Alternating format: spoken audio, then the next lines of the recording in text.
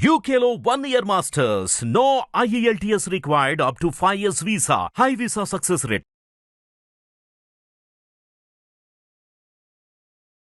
ఎన్నో ముఖ్యమైన విషయాలు, ఆధ్యాత్మికమైనటువంటి విషయాలు మనం మాట్లాడుకుంటూనే ఉంటాం మన ఛానల్లో. చాలా ముఖ్యమైనటువంటి వ్యక్తి. అమ్మ అంటే అమ్మే, అమ్మలా ఉంటుంది చూడటానికి. మాట్లాడిన అలాగే ఉంటుంది. జ్ఞాన సంపన్నురాలని చెప్పొచ్చు. ఆధ్యాత్మికవేత్త అనంతలక్ష్మి గారు. తన్నడిగి ఈ మధ్య కాలంలో చాలా వరకు ఆ టాపిక్ చాలా మంది మాట్లాడున్నారు, పెద్దవాళ్ళు మాట్లాడున్నారు. నేను కూడా చాలా మందితో మాట్లాడున్నాను. అనంతలక్ష్మి గారిని కాస్త ఆలస్యంగా కలిశానని అనుకోవాలి. ఇక లడ్డూ ప్రసాదానికి సంబంధించి ఏం మాట్లాడతారు? నిజంగా అపవిత్రమైందా? అంతటి మహత్తు శక్తి ఉన్నటువంటి ఆ గుడిలో ఉన్నటువంటి ప్రసాదం అపవిత్రమా అని మాట్లాడే ముందు ఏమంటారు దానికి సంబంధించిన వివరణ, నిజంగా ప్రసాదం తినేటప్పుడు మనం ఎలా భావించాలి, ఏమిటి మాటల్లో విన్నాం. చెప్పండి, లడ్డూ ప్రసాదానికి సంబంధించి మీరు వినే ఉంటారు. విన్నామమ్మా. దానికి సంబంధించి వినకుండా ఉండే అవకాశం లేదు. వినిపించారు రొద పెట్టి ఘోష పెట్టి గొల్లుమని అందరి చెవుల దాకా వెళ్లేదాకా చేసి, అందరూ చెవుల దాకానే కాదు మనస్సుల్లోకి గుండెల్లోకి కూడా వెళ్లేదాకా చేశారు. అందువల్ల వినకపోవడం అన్నది లేదమ్మా, తప్పనిసరిగా వినడమే జరిగింది. అయితే ఇది నిజంగా అపవిత్రం అయింది అంటారా? మీ మాటల్లో చెప్పండి. ఒకవేళ అపవిత్రం అని భావిస్తే మనం లడ్డూ ప్రసాదం ఒకవేళ మన దాకా చేరితే, ఇప్పుడు ఎవరైనా తిరుపతికి వెళ్ళొస్తే మనకు తీసుకొచ్చిస్తారు, మనం అసలు ఏం చేయాలంటారు? ఇంతకు ముందులానే భావించాలా? దానికి మళ్ళీ ఏమైనా చేసుకోవాలా? దానికి సంబంధించి అది అపవిత్రం అయిందో లేదో మనకి తెలియదు, కానీ అపవిత్రం అనే పదానికన్నా కల్తీ జరిగింది. కల్తీ నేతితో చేశారు అన్నది ఆరోపణ. దానికి తార్కికంగా ఆలోచిస్తే దరిదాపుల్లో 3000 దాకా కిలో ఉండేటటువంటి నెయ్యి 319 రూపాయలకు దొరికింది. 10% దొరికింది అంటే స్వచ్ఛమైంది దొరుకుతుందని అనుకోవడం తార్కికంగా ఆలోచించారు. దొరుకుతుందా? ఎంత తక్కువకి ఇచ్చినా, నష్టానికి ఇచ్చినా 10% ఇస్తారా? 10 కతే 12 అనుకోవచ్చు. అంటే దానిని బట్టే అది కల్తీ నెయ్యి వాడి ఉంటారు అని అనుకున్నారు. కల్తీ నెయ్యి వాడినప్పుడు వనస్పతి వాడారు అనుకోండి. వనస్పతులు అంటే చెట్ల నుంచి వచ్చేటటువంటి నూనె, అంటే వేరుశనగ నూనె అలాంటిది. అది అంత కల్తీనే తప్ప అపచారం కాదు కదా, అపచారం అవ్వదు. కానీ అది కాకుండా జంతు సంబంధమైనటువంటి కొవ్వు వాడారు అని అంటూ ఉన్నారు. అది వాస్తవం కాదు. ఆవులటువంటి ఆహారం తిన్నప్పుడు దానికి సంబంధించిన ట్రేసెస్ ఉంటాయి అని సమాధానం చెప్తున్నారు. ఇదంతా చర్చలు పక్క పెడదామండి. ఎప్పుడు కూడా వాదన అంటూ వచ్చినప్పుడు ఎలా ఉంటుందంటే, తర్కము వాదన నా పక్షాన నిజం ఉంది అని వాదించటమే ఉంటుంది. లాయర్ అంటే ఎవరట అంటే, నేను ఎవరి పక్షాన వాదిస్తున్నానో వాళ్ళ పక్షాన న్యాయం ఉందని చెప్పేవాడే న్యాయవాది. బాగా చెప్పారమ్మా. అసలు న్యాయవాదికి ఒక నిర్వచనం ఇచ్చారమ్మా. నిర్వచనం అదే, నా క్లయింట్ పక్షాన న్యాయం ఉందని వాదించేవాడు న్యాయవాది. ఎవరైనా వాళ్ళని వాళ్ళు సమర్థించుకునే ప్రయత్నం చేస్తారు. తెలివి ఉన్నవాళ్ళు ఏం చేస్తారంటే తాము చేసిన తప్పుల్ని సమర్థించుకుంటారు. తెలివితేటలు జ్ఞానాన్ని దానికి ఉపయోగించుకుంటారు. మనం ఆ జోలికి వెళ్ళడం సరైన పని కాదు అని నేను అనుకుంటున్నా. ఎందుకంటే ఏదన్నా క్షాళన చేయాలంటే ఎవరి చేతుల్లో ఉంది? టీటీడీ అధికారుల చేతుల్లో ఉంది, లేదా ప్రభుత్వం చేతిలో ఉంది. మీ చేతిలో నా చేతిలో ఏముందమ్మా? మనం సూచనలు ఇవ్వగలం. సరైన సూచన ఇస్తే వాళ్ళు పాటించుతారేమో అని ఆశ కొద్దీ సూచనలు ఇవ్వగలం. తరువాత ఇది బాగా తీవ్ర స్థాయికి వచ్చినప్పుడు కల్తీ లేని నేతితో చేసిన ప్రసాదాలు ఇవాళ మేము భక్తులకు అందించాము, ఇంతమంది కొనుక్కుని తిన్నారు అని చెప్పి టీటీడీ వాళ్ళు స్క్రోలింగ్ ఇచ్చారు. అంటే అర్థం ఏమిటి? కల్తీ లేని నేతితో చేసిన ప్రసాదాలు అందిస్తున్నాము అని ఇచ్చారు. ఇప్పుడు ఇవాళ ఇంతమంది కొనుక్కున్నారు అన్నారు. ఇంకా రెండో దాని వ్యాఖ్యానం నేను చెప్పను. అంటే వాటి నుంచి కల్తీ లేని ప్రసాదాలు ఇచ్చామంటే అర్థం ఏమిటి? దాకా కల్తీ ఉన్నట్టే జరిగిందని చాలా మంది అంగీకరించారు. ఈ కల్తీ జంతు సంబంధమైన కొవ్వుతో ఉన్నది మొదలైనటువంటి విషయాలు తెలియకపోయినా సరైంది కాదు అనే మాట అక్కడ పనిచేసినటువంటి పెద్ద పెద్ద అధికారులందరూ ఏదో సందర్భంలో చెప్పారు. అంటే ఇంత విశ్లేషణ కాదు.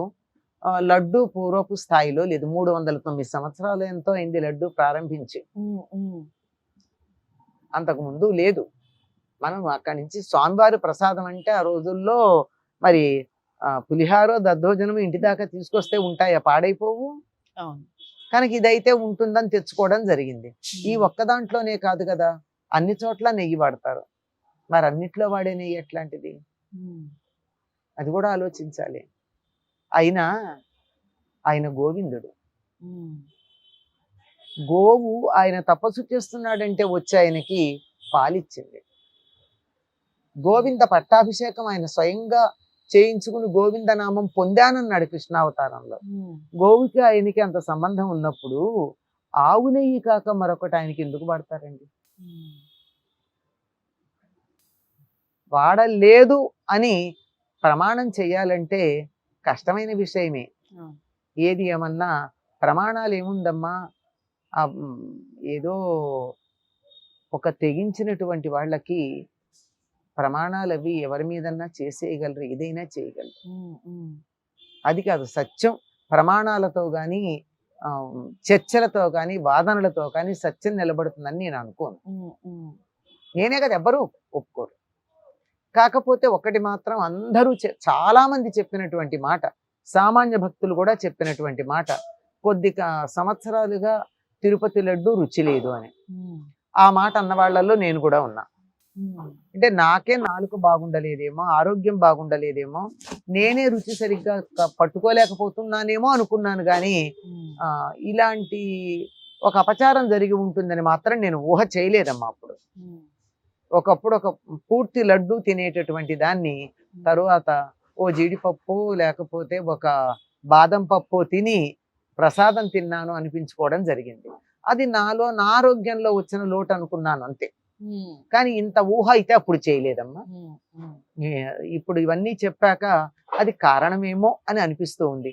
అప్పుడప్పుడు మనం తీసుకొచ్చేటటువంటి సంచుల్లో తెస్తాం కదా ప్రసాదాలు, ఆ సంచుల వల్ల వాసన వచ్చిందో, మనం పట్టుకున్న బట్టల వల్ల వాసన వచ్చిందో, ఇలాంటి ఊహ చేస్తామే తప్ప సాక్షాత్తు ఇటువంటి దోషం జరిగి ఉంటుందని కలలో కూడా అనుకోలేదు. కాకపోతే ఇప్పటికే చాలా మంది ప్రాయశ్చిత్త దీక్ష తీసుకున్నారమ్మా. ఇద్దరికి జరిగింది అక్కడ అపచారం. ఒకటి కలియుగ ప్రత్యక్ష దైవం అయిన వెంకటేశ్వర స్వామికి, రెండు ఆత్మారాముడికి. ఇక్కడ కూడా దేవుడు ఉంటాడన్నాం కదా, ఈ దేవుడికి కూడా అటువంటిది పెట్టాం.